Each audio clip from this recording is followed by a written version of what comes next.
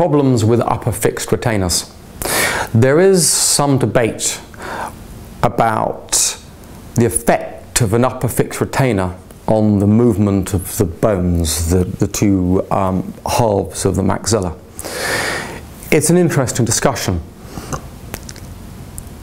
I would be accused of being completely unscientific were I to endorse the concept of cranial movements as described by cranial osteopaths or chiropractors. And yet, I think it holds some validity.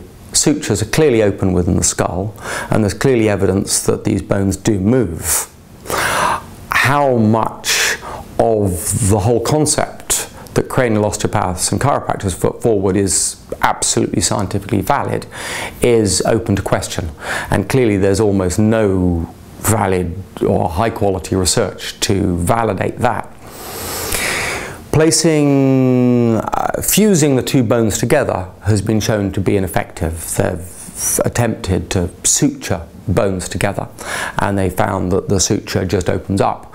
And yet if they fuse or staple the sutures together and make a bypass channel, what you find is that the bypass channel becomes a suture, and where you fuse the suture together does fuse. So there's good evidence that there is this movement between the bones is important. Now, whether a fixed retainer on the roof of your mouth is going to have a significant effect on that, I would question that. I think that there have been situations where I would agree there is a possibility that is causing a problem. However, each tooth isn't directly embedded into the bone. It's connected to the bone through a periodontal membrane, and that periodontal membrane is effectively a suture. Now, if you've got the teeth held together by a wire, well, that wire is slightly flexible. There's a reasonable amount of flexibility in that wire. Then the teeth themselves are relatively flexible from the anchoring in the bone.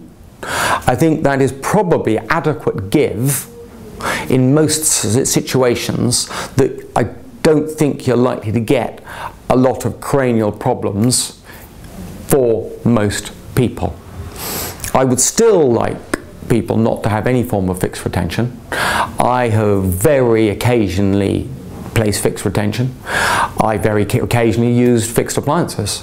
I would avoid both of those, and I would look at them as very temporary situations for the outlying issues.